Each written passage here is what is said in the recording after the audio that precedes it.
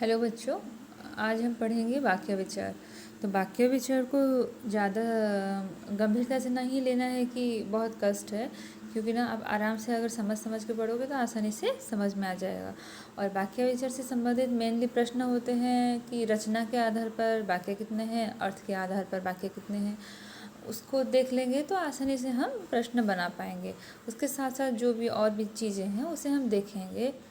उसके साथ previous year question solve करेंगे ताकि पता चल सके क्वेश्चन कैसा आ रहा है, हम सही प्रिपेयर हो रहे हैं कि नहीं, उसी से हम जांच कर पाएंगे। तो मैं आज आप सभी को संक्षिप्त में वाक्य विचार समझाऊंगी, ध्यान से सुनिएगा और अपने कॉपी या नोटबुक में मेंशन कर लीजिएगा। तो पहले देखते हैं वाक्य विचार में क्या है। वाक्य जिन पदों को एक साथ बोलकर वक्ता अपना विचार या भाव पूरी तरह व्यक्त कर सके वाक्य कहते हैं। तमें मैंने समस्त जानिछ वाक्य कौन, जोटा कि किसी मीनिंग दौथिबो, किसी अर्थ प्रकाश करुथिबो, आ सेथिरे पद मानक समाहार थिबो।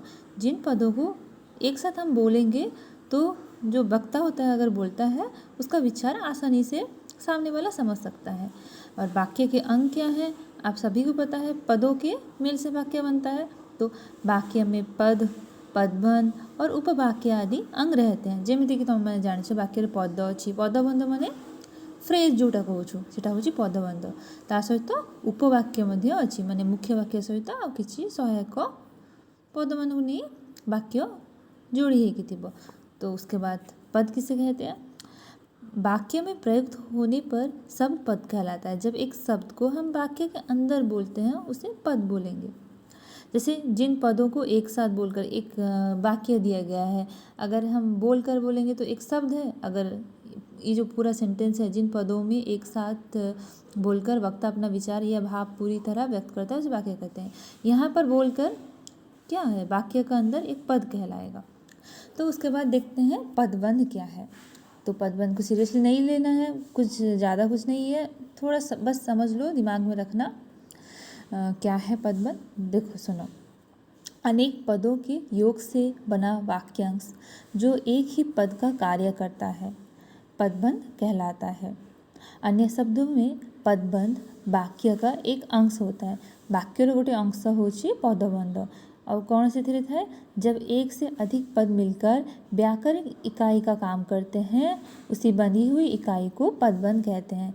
जिते बड़े बहुत सारा पद मिलकी गोटे व्याकरणिक इकाई गोटे काम करेंगे, मैंने किसी कथा मेंशन करते ताको पदबंध फ्रेज कहा जाए। जमीती देखो, सड़क पर गिरा हुआ थैला राम का है। तो देखो यहाँ पर सड़क पर गिरा हुआ थैला जो है ये है पूरा एक पदबंध। सड़क पर गिरा हुआ थैला एक पूरा पदबंध है, उसके साथ राम का है वो अन्य पद है। तो इस वाक्य में सड़क पर गिरा हुआ थैला में 5 पद हैं, परंतु ये साथ मिलकर एक ही व्याकरणिक इकाई अर्थात संज्ञा यहाँ पे थैला जो है के रूप में प्रयोग हो रहे हैं। अतः यह पूरा अंश एक पदबंध है। मतलब समझो, एक बार कॉपी में लिख लो, जैसे एग्जाम्पल दिया गया है कि सड़क पर गिरा हुआ थैला राम का है।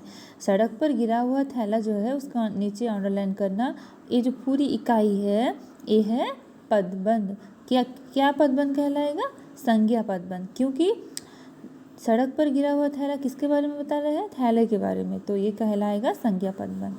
उसके बाद और एक एग्जाम्पल सुनो, तुम्हें क्या लग रहा है कौन सा पदबंध होगा, गेस करना। यमुना बहती चली जा रही है, बहती चली जा रही है कि नीचे अंडरलाइन है।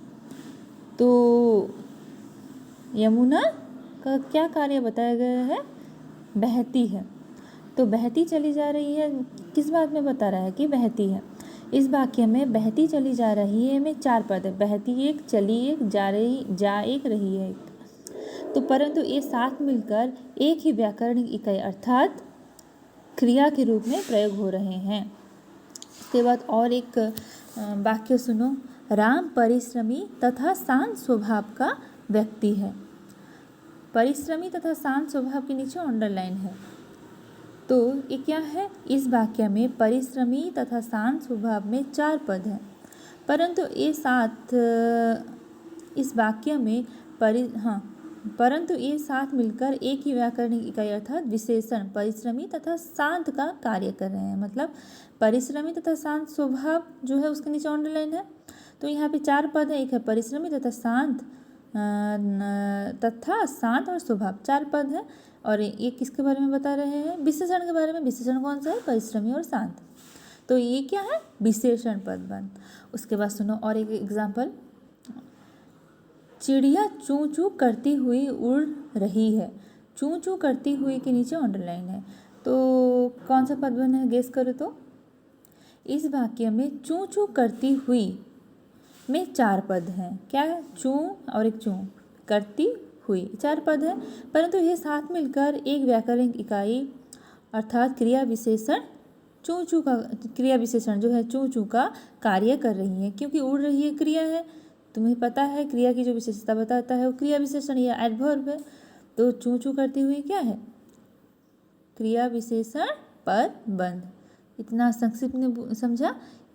एक बार जो दिया गया है बुक में उसे पढ़ लो, उसके बाद हम और एक वीडियो में डिस्कशन करते हैं।